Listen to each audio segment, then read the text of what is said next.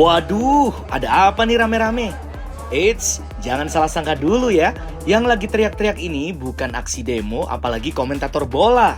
Suara cepat tanpa henti itu adalah milik sang juru lelang Gudang Lelang Teluk Betung, Lampung.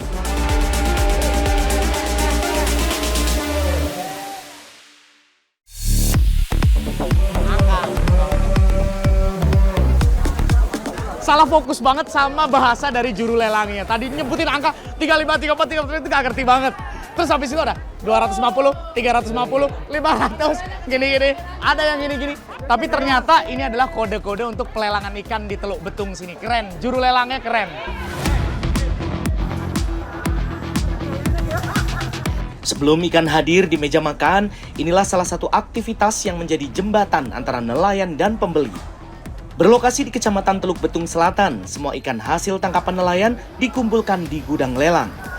Ditata rapi berdasarkan jenisnya, calon pembeli dari tengkulak dan pedagang pasar sudah memenuhi lokasi. Saya dapat ikan kerisi karena harganya miring sama ikan simbakue. Oke, berapa rupiah harganya? Itu harganya 950 sama 985. Yang paling susah itu ikan kakap merah. Itu berebut-rebut. Harganya yang berani tinggi ya diambil, yang nggak berani tinggi nggak ngambil. Tepat jam 5 sore, ditandai dengan suara melengking tanpa jeda, lelang pun dimulai.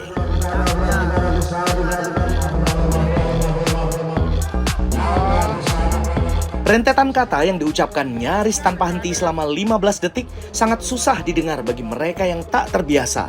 300, 300, 300, 25, 25, 300, 300, 400 tawar, 400, 1, 3, 50, 50, 500 tawar, 500, 35, jam, 55. Artinya apa Bang kalau boleh tahu? Artinya kalau seumpamanya kita pertama penawaran awal dulu, seumpama tadi 300.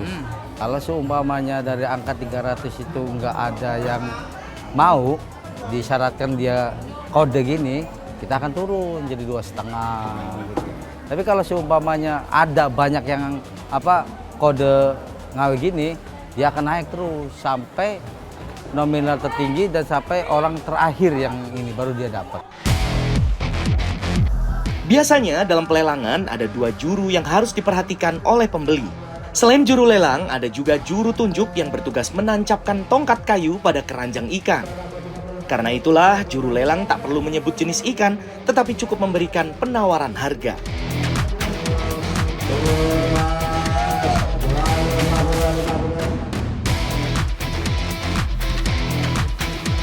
Angka-angka yang disebut Abang tadi apa? Contohnya coba kalau pelan-pelan dikit gimana? 300, 300, 300, 300, 300, 250, 250, 50, 260, 60, 70, 80, 280, 300 dan terus. Itu diulang-ulang? Enggak, jadi artinya sampai 3 kali ulangan kita. Kalau ketika 3 kali itu nggak ada yang nawar, turun. Kan tadi turun tuh kan.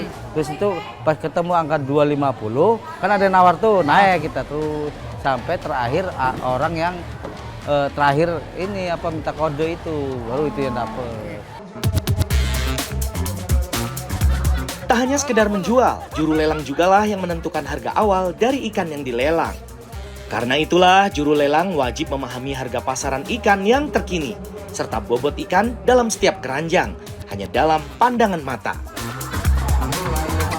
Menurut Abang kriterianya sebenarnya apa sih? Tadi kalau saya lihat kok keranjangnya urut dari belakang ke depan, itu kriterianya gimana itu? Kriterianya kita kan udah tahu nih, ikan seumpamanya ikan kakap nih, setengah basket namanya itu. Kita udah tahu gambaran, oh ini sekitar 20 sampai 30 kilo gitu.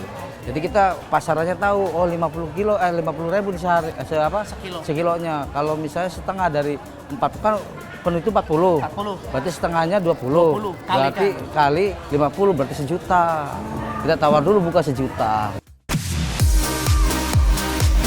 Layaknya wasit di pertandingan olahraga, juru lelang wajib sangat teliti mengawasi kode yang datang dari pembeli. Salah sebut harga atau bobot ikan, nelayan ataupun pembeli bisa sama-sama merugi.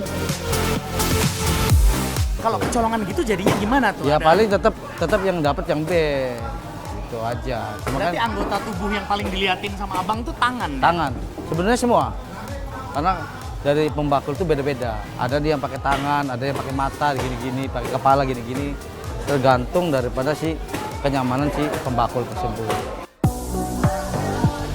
Tak hanya juru lelang saja yang harus fokus dalam pelelangan, peserta atau para pembeli pun juga harus berkonsentrasi penuh mendengar dan menyimak semua kode sang juru lelang. Karena kalau tidak cepat dan gesit, dalam hitungan detik, ikan incaran bisa langsung direbut pembeli lainnya. Itu nawar, kode duit. Kalau gini apa itu? 150. Oke, kalau 200 yang lain? Kalau 250 kayak gini. Oke, gini? Kalau gini 350. Saya lihat ibu gini-gini tadi apa itu gini-gini? 70.000. Ya cara cepatnya kayak gini lah. Misalnya dia nawarin segitu ya saya lah lebih ujungnya dari 200 nih. 250 kayak gitu. Oh, naikinnya. Iya, naikin. Jadi dia kan ngasihnya sama saya. Cari cepatnya aja, simpelnya aja. Meskipun tawar-menawar terbilang seru dan sengit, persaingan antar pembeli tetap berjalan dengan sportif. Apalagi, para pembeli rata-rata sudah punya incaran ikan masing-masing. Dalam sekali pelelangan, ikan yang terjual bisa mencapai 1 ton atau lebih tergantung musim. Omsetnya pun mencapai ratusan juta rupiah. Tak kurang dari 1 jam, proses lelang pun berakhir. Meski masih terbilang sistem konvensional, tetapi hasilnya terbukti sangat efisien dan profesional. Pelelangan ikan di Teluk Betung kurang lebih 1 jam. Dari tadi prosesnya, wah dengan kode-kode dan juga juru lelangnya keren banget. Habis semua terjual, ini berapa ton ikan terjual. Keren. Sebagai salah satu pelabuhan ikan tersibuk di Bandar Lampung, kawasan Teluk Betung telah menjadi pusat aktivitas nelayan sejak abad ke-19. Dari catatan sejarah, setidaknya nelayan Aceh, Palembang, Jawa, sampai Sulawesi kerap menjual tangkapannya di Teluk Betung. Dan uniknya lagi, sistem dan nama gudang lelang diketahui telah ada sejak tahun 1839.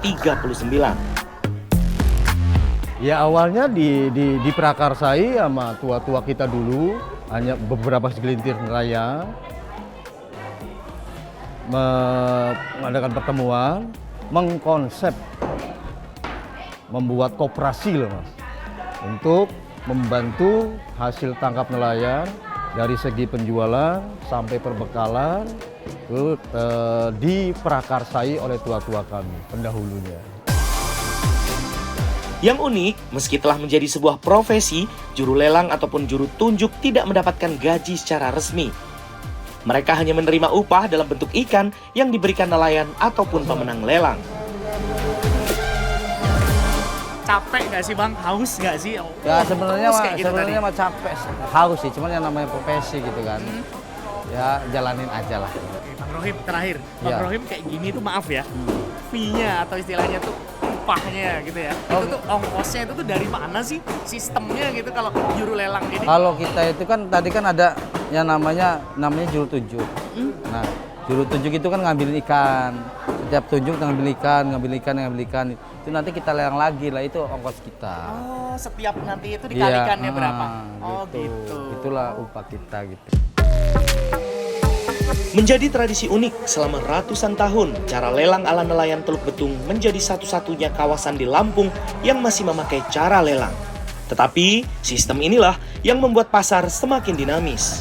Nelayan bisa mendapatkan keuntungan maksimal, sementara pembeli punya kesempatan mendapat ikan dengan harga yang kompetitif. Semua lewat rentetan suara sang juru lelang.